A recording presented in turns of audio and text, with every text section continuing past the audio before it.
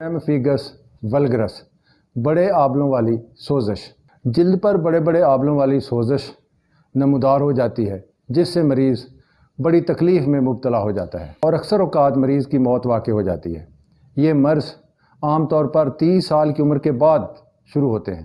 ابھی تک کسی خاص خوراک یا اسلوب زندگی کو اس مرض کا سبب قرار نہیں دیا جا سکا، یعنی اس بیماری کا ابھی تک کوئی صحیح سبب معلوم نہیں ہو سکا۔ اس بیماری کی علامات اس طرح سے ہیں۔ اکثر مریضوں میں اس بیماری کی ابتدا منہ کے اندر آبلوں سے ہوتی ہے اور یہی آبلے پھر پورے جسم پر پھیل جاتے ہیں۔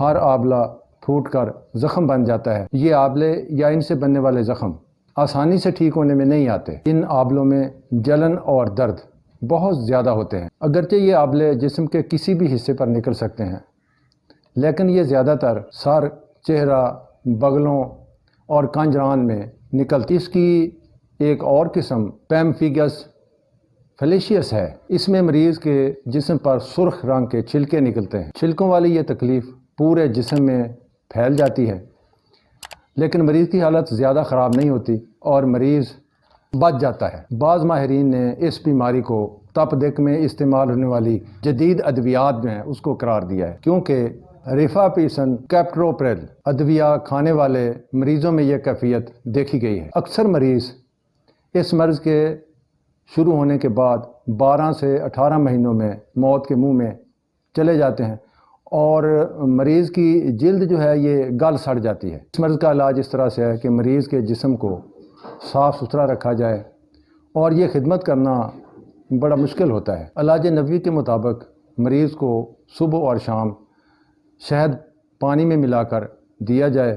مریض کو نہار منہ 5 یا 6 کھجوریں دی جائیں۔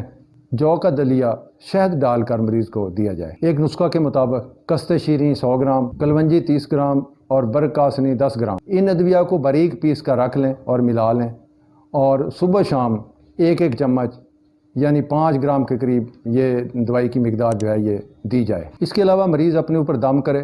سورہ مومنون کی آخری 4 آیات 115 سے لے کر 118 تک جو شروع ہوتی ہیں آفا حسبتم سے اور آخری آیت ہے رب اغفر وارحم وانت خیر الراحمین، یہ 3 مرتبہ یا 5 مرتبہ مریض اپنے اوپر پڑھ کر پھونک مارے اور اول آخر درود شریف پڑھے۔